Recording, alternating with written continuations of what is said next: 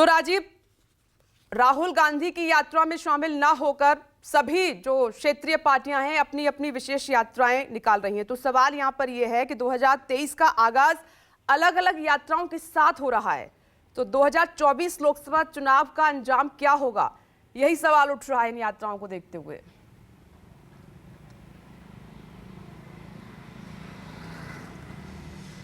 देखिए विपनेश, पहले भी आपके इस बहस के कार्यक्रम में मैंने कहा है कि राहुल गांधी की यात्रा से जितनी बीजेपी परेशान नहीं है, उससे कहीं ज़्यादा विपक्ष के लोगों में परेशानी है। वो कहते तो हैं कि उनकी भावना राहुल गांधी की यात्रा के साथ है, लेकिन अगर आप उनसे ये पूछें कि आप उस यात्रा में शामिल होंगे, तब वो गोलमोल जवाब दे जाते हैं। वजह साफ है, कांग्रेस पार्टी राष्ट्रीय स्तर पर देश की सबसे बड़ी विपक्षी पार्टी है। वजह साफ है कि संसद और सड़क पर पिछले 8 वर्षों में अगर कोई नेता, कोई पार्टी सबसे ज़्यादा प्रधानमंत्री नरेंद्र मोदी या भारतीय जनता पार्टी से लड़ती दिखाई देती है तो वो कांग्रेस पार्टी और राहुल गांधी है। वजह साफ है कि 2 से ज़्यादा राज्यों में अगर किसी विपक्षी दल की सरकार है तो वो कांग्रेस पार्टी है, और 2 से ज़्यादा राज्यों में 2 राज्यों में आम आदमी पार्टी की है।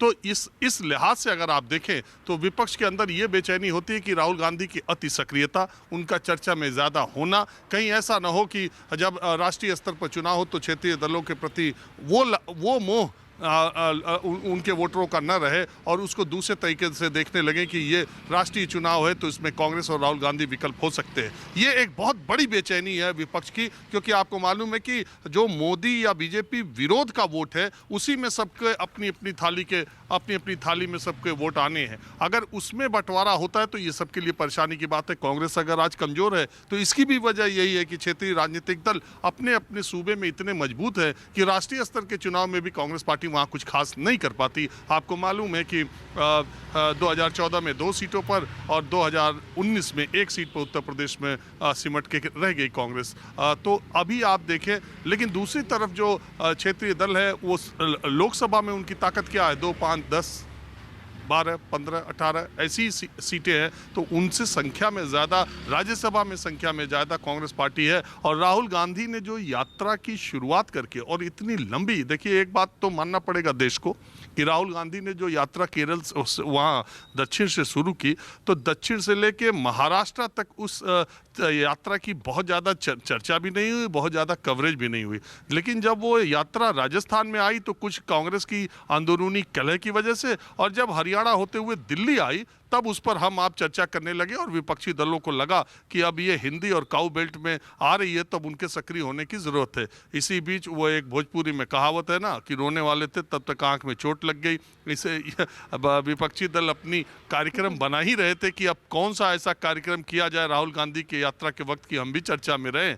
तब तक तो ये लखनऊ हाईकोर्ट का, इलाहाबाद हाईकोर्ट की लखनऊ बेंच का फैसला आ गया कि बिना ओबीसी के भी चुनाव कराए जा सकते हैं। बस यहाँ से मुद्दा मिल गया और इस मुद्दे को लेकर के ये पार्टियां जिनकी आप चर्चा कर रही है वो मैदान में उतर रहे हैं। विपनेश, 1 मिनट सिर्फ लेना चाहूँगा। बहुत सारे लोगों को ये पता नहीं है कि लखनऊ बेंच ने जो फैसला इलाहाबाद हाईकोर्ट के किया है वो क्या है। दरअसल नगर निगम का क्यों आरक्षण को रद्द किया और क्यों इस पर लेकर के सियासी बवाल है, क्यों मुख्यमंत्री ने तुरंत गठन कर दिया कमीशन का। दरअसल क्या है, 2017 में भी चुनाव हुए थे और तब भी योगी आदित्यनाथ की सरकार थी, तब भी आरक्षण था, लेकिन उस बार कुछ नहीं हुआ। इस बार ऐसा क्या हुआ कि आरक्षण रद्द हुआ?